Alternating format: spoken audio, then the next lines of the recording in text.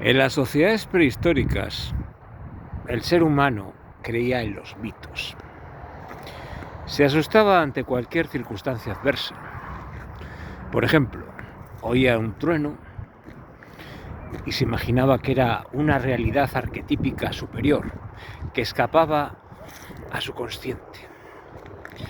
Entonces, el ser humano estaba aterrado por cualquier circunstancia que desconocía. El fuego que descubrió, el mar, el viento, la lluvia, el sol, la luna, eran circunstancias que escapaban de su racionalidad en aquel tiempo. Posteriormente, civilizaciones más avanzadas como los griegos y los romanos, a esos mitos los denominaron dioses. Es decir, si el agua se movía en los mares era porque había alguna razón oculta que desconocían, y a eso lo llamaban, por ejemplo, los griegos Poseidón.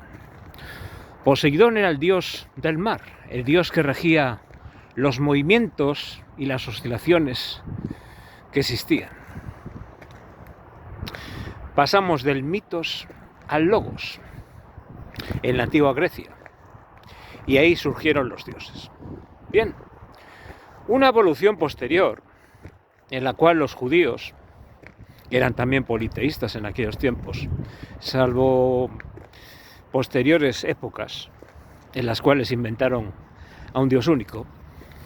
Digamos que eran también muy supersticiosos, como todos los pueblos antiguos, y tenían también su panteón de dioses.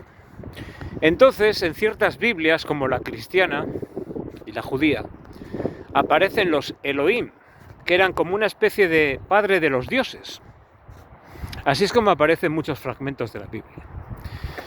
Pero hay que recordar que en esas Biblias, de repente, cambian a otro dios, el dios de la montaña, al cual acudió Moisés y recibió las leyes. Pero todo esto es una tergiversación en el sentido del anacronismo histórico, porque a decir verdad, todos los acontecimientos que se narran son falsos de acuerdo a la ciencia. ¿A qué ciencia? Bueno, el director de arqueología de Israel, que se llama también, de Jerusalén mejor dicho, se llama Israel Finkelstein, estuvo descubriendo junto con otro colega una serie de yacimientos arqueológicos que describen con exactitud realidades contrastables con la Biblia, lo cual quiere decir que todo lo escrito ahí no es palabra de ningún dios ni de ninguna inspiración divina, sino que se trata meramente de un burdo montaje legendario basado en lo que los hombres en aquellos tiempos pensaban que era Dios para someter a otros pueblos mediante la guerra, porque Israel era un pueblo, digamos, que no era muy poderoso y tenía pretensiones expansionistas dentro de sus propios criterios. Entonces decidieron, cuando Nabucodonosor II, que era, creo, un rey asirio, invadió Judea, que era el reino del sur, entonces sucedió que muchos de los judíos de aquella época murieron y otros fueron desterrados, y en el exilio fue cuando algún filisteo, no un filisteo, un levita. Los filisteos eran enemigos del rey David, que por cierto, según Israel Finkelstein, era un dios tribal, mejor dicho, un rey tribal, que digamos que no tenía mucha capacidad para matar a esos 100.000 filisteos que dan en la Biblia. Entonces, hablando sin reírnos, sin guasa con respecto a la Biblia, podemos decir que todo lo que se narra ahí es todo un montaje amasado durante mucho tiempo en base a falsas historias y refritos de otras leyendas antiguas que se condensan en un libro que dice que está inspirado por Dios, cuando vemos que, si lo analizamos mediante el método científico, no existe tal rigor teológico. Entonces, ¿qué ocurrió en Babilonia? Bueno, pues Babilonia era un imperio superior al imperio de los judíos, de Judea. ¿Y qué ocurrió? Que invadió Judea y destruyó el primer templo, aproximadamente en el siglo VII-VIII antes de la era cristiana. Ante tal catástrofe, y siendo los judíos entonces todavía politeístas, a un levita, seguramente, se le ocurrió la idea de que todas las desdichas que había tenido el pueblo judío hasta entonces habían sido debidas a que eran, digamos, creedores de muchos dioses. Es decir, deberían de creer en un Dios único, el cual les conduciría a la victoria. Es decir, si ellos se apartaban de otras deidades y se concentraban solo en una, esa deidad les llevaría a la victoria como pueblo guerrero. Y así es como se describe ese Dios, como un Dios guerrero, un Dios que ha conquistado a muchas naciones, un Dios poderoso, un Dios sanguinario, un Dios al que hay que rendirle culto continuamente. Realmente un Dios no debería tener esas atribuciones, pero a los antiguos se les ocurrió que de esa manera serían victoriosos en batallas contra sus vecinos. Entonces digamos que el monoteísmo fue una evolución que pasó primero del mitos, de no saber lo que escondía la ciencia dentro de la naturaleza, un trueno, un rayo que era, la luz del sol, las estrellas, el agua del mar, cómo se movía, a tener algunos filósofos en Grecia la determinación de atribuir esos rasgos que desconocían a dioses, para pasar posteriormente a que todo era debido a un Dios único, omnipotente, omnipresente y omnisciente. Guerrero, malvado, dominante, pretendiente a ser adulado. Y ese es el Dios judeocristiano, de donde nosotros tenemos el origen de Cristo.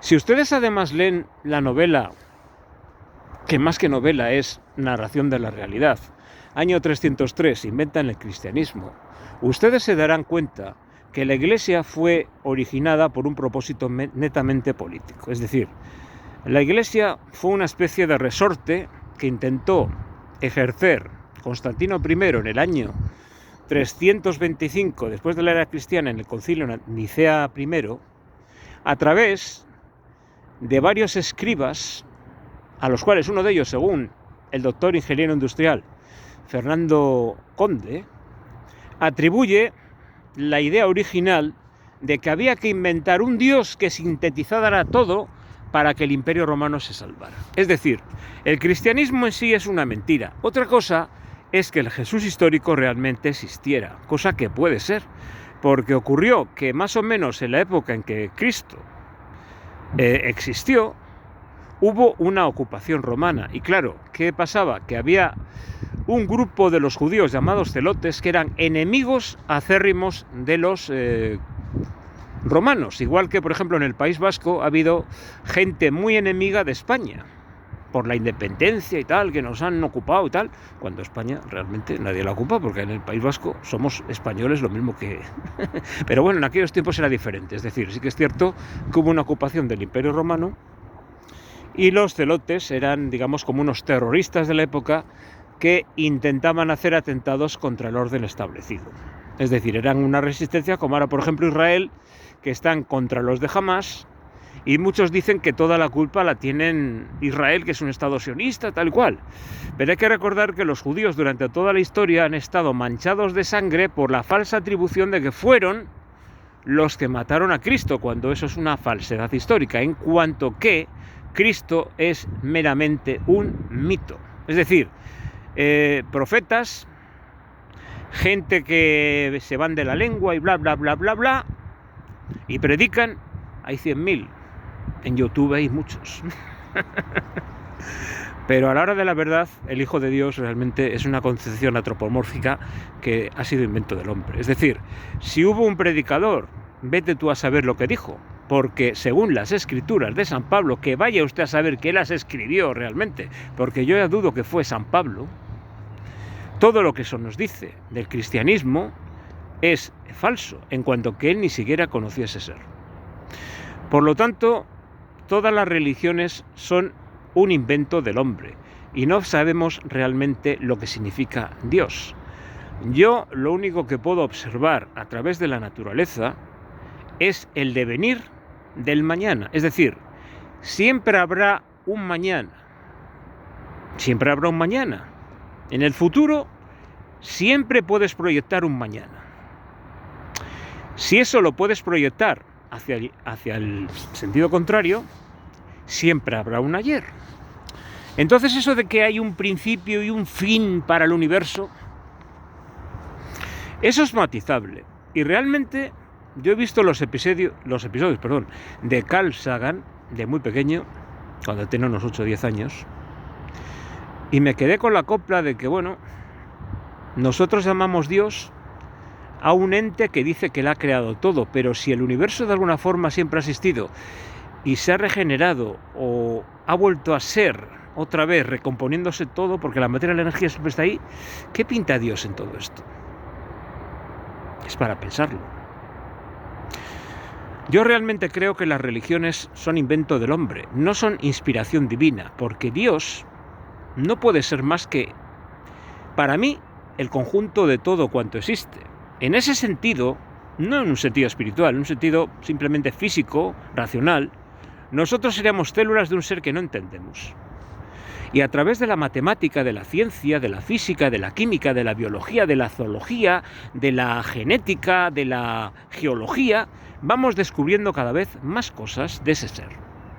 Es decir, vamos descubriendo los misterios que antiguamente atribuíamos a mitos y a religiones. Y de esa manera vamos, encauzando nuestra mente hacia otro tipo de visión más racionalista y, más verdadera sobre la realidad. Nosotros no tenemos la verdad absoluta en la ciencia, ¿es cierto? ¿Por qué? Porque hay muchos hechos científicos que, aunque nosotros explicamos, siempre hacemos simplificaciones sobre los fenómenos. Por ejemplo, yo cuando estudié mecánica de fluidos, muchas de las ecuaciones que obtenía, que las estudiaba paso a paso porque me gustaba estudiar los procesos de generación de esas ecuaciones, se derivaban en unas ecuaciones que habían sufrido simplificaciones. Y eso quiere decir que nosotros, por ejemplo, podemos hacer cálculos hidráulicos bastante precisos y, sin embargo, no sabemos toda la fenomenología del proceso. Es decir, la extracción de una ecuación para calcular el caudal de un flujo, una tubería, a lo mejor no es totalmente exacta con la realidad, pero nos vale para nuestros proyectos y para nuestros procesos de cálculo. No es necesario conocer todo acerca de la naturaleza para que sea aplicado. ¿De acuerdo? Entonces, ¿qué es lo que quiero decir? Hay gente muy cientifista que se piensa que con la ciencia se llega a todo, y realmente con la ciencia no se llega a todo, porque de ciencia no sabemos nada más que una gota en un océano, como decían algunos científicos. Pero nos vale para nuestros fines. Sin embargo, no podemos obtener una lectura a través de la naturaleza de todo cuanto es el ser que es. Y el ser que es todo lo que existe, la suma de la materia y la energía en el universo. Nosotros somos células que tienen un principio y un final. Pero porque nosotros tengamos un principio y un final, eso no quiere decir que el conjunto, de toda la materia y la energía del universo tenga también un principio y un final. Si nosotros observamos la recta real y decimos que siempre hay un mañana, es decir, siempre hay un número que hay después del cero, el 1, 2, naturales, reales, incluso en el plano complejo, siempre habrá un número después del 1, 2, 3, 4, hasta el infinito. ¿Y por qué no existe también un ayer siempre antes que otro ayer? Es decir, el universo empezó en el Big Bang, sí, esa es nuestra acreditación física. Es decir, existe unos hechos que nos indican que a partir de los años 30 más o menos se investigó que hay un crecimiento hacia el espectro rojo de las galaxias, que quiere decir que se van expandiendo. Eso es lo que quiere decir cuando el espectro de radiación de las galaxias se corre hacia el rojo. Eso quiere decir que el universo se va expandiendo, es decir, todo cuanto existe se va alejando uno de otro. Una galaxia se aleja de otra, un planeta se aleja de otro un poquillo, ¿no? Eso es lo que quiere decir un universo en expansión. Entonces, la teoría de del Big Bang, teoría física del Big Bang, quiere decir que hubo un principio, pero hubo un principio en donde hubo un pequeño pelotillo atómico donde se condensaba toda la materia y energía del universo y lo puso ahí alguien. No, eso no pudo ser así.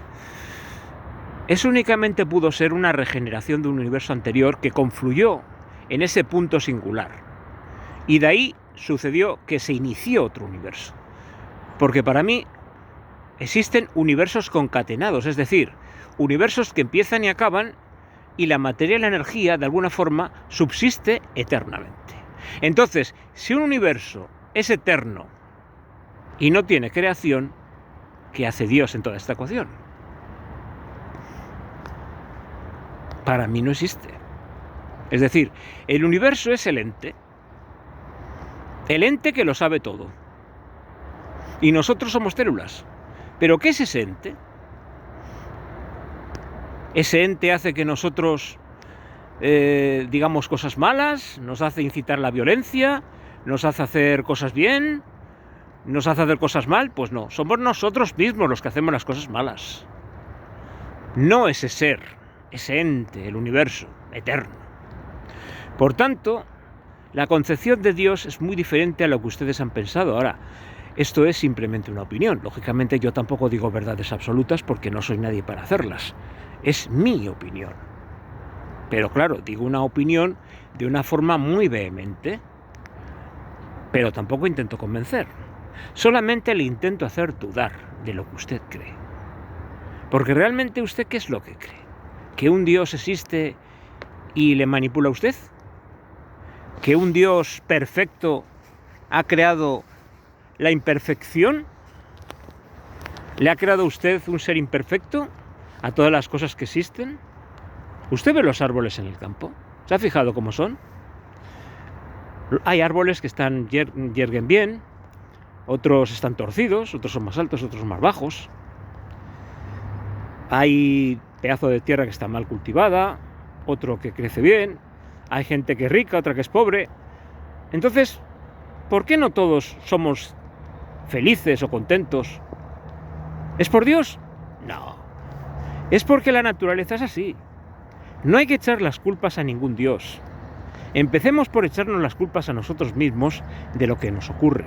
Y muchas veces la culpa no la tiene ningún Dios ni ningún diablo. Igual la tiene a lo mejor un vecino, o simplemente un mal amigo, o alguna persona que nos desea mal, y es la que nos está causando estos problemas en la vida.